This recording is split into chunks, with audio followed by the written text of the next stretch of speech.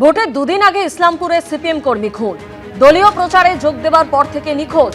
নেহালপুরে নূর আজমকে অপহরণ করে খুনের অভিযোগ। তৃণমূলের বিরুদ্ধে খুনের অভিযোগ পরিবারে। একটা লোককে মার্ডার করে দিল।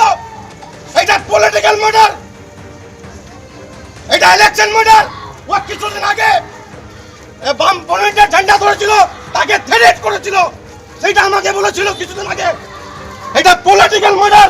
বিষয়টা হচ্ছে যে আমার নমিনেশনেও গেছিল, নমিনেশনে যাওয়ার পর হঠাৎ ও অফ হয়ে যায়। তো আমি একটা ওকে মেসেজ করেছিলাম যে কি ভাই তুমি এই টাইমে অফ হয়ে গেলে, মানে একটা মানে আবেগ কমরেড, যে তোমার আখির হঠাৎ কি তুমি এই টাইমে হয়ে গেলে, এটা তো ঠিক না।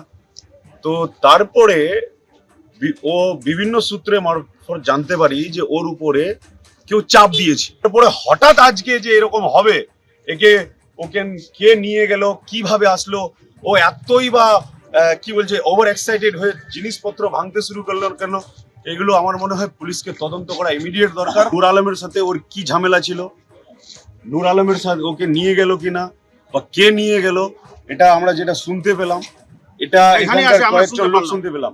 আমি এটাই বলবো যে পুলিশ তদন্ত করুক, পুলিশ তদন্ত করুক। এটাও তো ভিডিও ফুটেজ দেখাবে ওরা, যেখানে ও সিপিএম এর ফ্ল্যাটটা নিয়ে ঘুরে বেড়াচ্ছিল, তার কোনো না কোনো তো ভিডিও ফুটেজ হবে কোথাও। ছেলেটা আমাদের তৃণমূল কংগ্রেস করতো, ছেলেটা কয়েকবার এর মাঝখানে আমার সঙ্গে দেখাও করেছে। ও টিএমসি করতো, ওই নিহালপুর প্রোগ্রাম গিয়েছিলেন তখন ও সাথে ছিল ওই প্রোগ্রামটার মধ্যে। ওই ছেলেটা কোনদিনে সিপিএম করেন, বাবা সিপিএম করতেন, আজমল প্রধান নিশ্চয়ই সিপিএম করতেন। আর এটা এখানে যে সিপিএম করতো টিএমসি মেরে দিল, এগুলো সব রাজনৈতিক ফায়দা তোলার চেষ্টাটা করছে, সেটা সম্ভব হবে না। এবার বিধানসভা নির্বাচনে আমরা অনেক ভোটে জিতবো। এটা খুনের পিছনে কি রহস্য আছে এখন? সেটা পুলিশ প্রশাসন আছে, তদন্ত করবে, পুলিশ তদন্ত করবে নিশ্চয়ই। কিছু দেখলাম স্ক্র্যাচেজও আছে বডিতে, নিশ্চয়ই পুলিশ প্রশাসন তদন্ত করবে কি কারণ আছে। যেই জড়িত থাকুন না কেন, ওকে অ্যারেস্ট করা হবে, তার ব্যবস্থা হবে, তার পুলিশ প্রশাসন আছে, তার কঠোর শাস্তি হবে, সে যেই হোক না কেন।